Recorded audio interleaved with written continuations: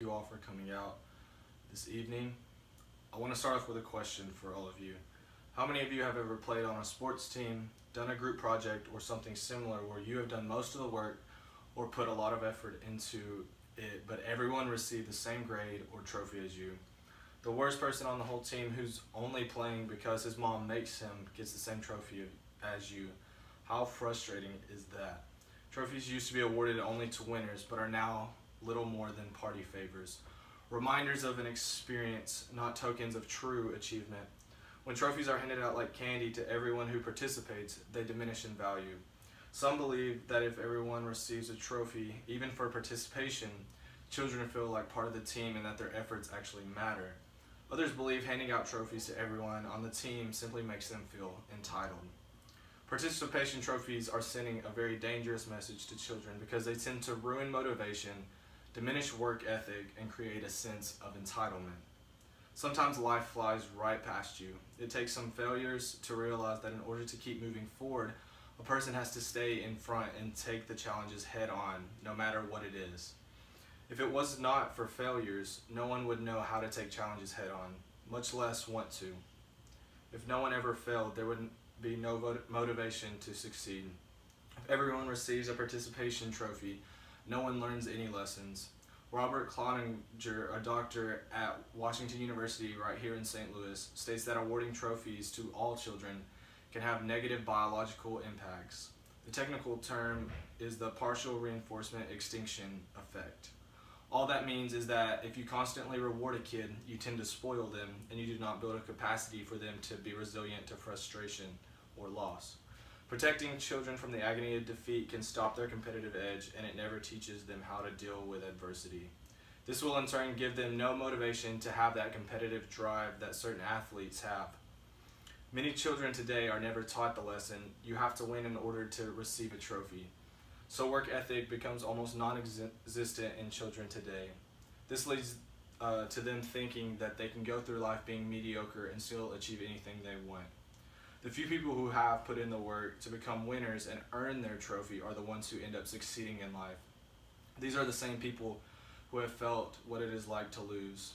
They have taken those losses and turned them into motivation for the years to come and to work harder. Penn State University performed a study on the effects of participation trophies. There is a term called the overjustification effect, which tells us that when external rewards are given for a task that a person finds intrinsically interesting, they are more likely to explain their behavior in terms of the reward. This will lead to decreased interest in the activity or task that the person once found very interesting.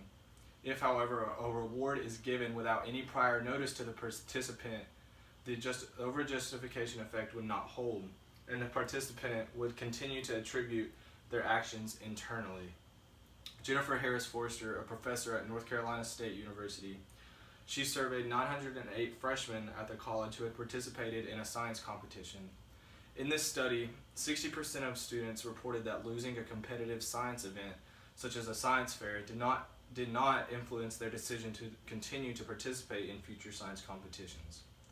On the other hand, when students won their competition, they reported that they felt more confident and were more likely to take a leadership role within that team or within that science group.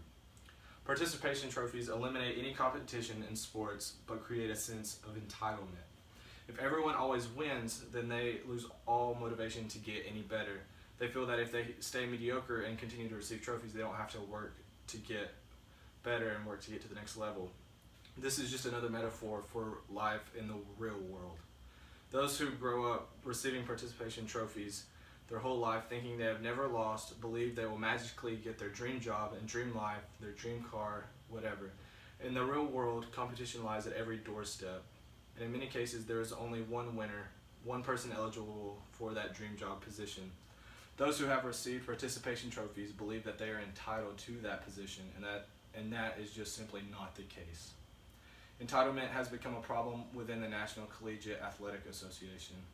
Karen Weaver, a clinical professor at Drexel University, is worried about the NCAA players and said, when someone buys a player's jersey, is that player entitled to a royalty? Children need to know that just because they participate in something does not mean that they will receive a reward in return.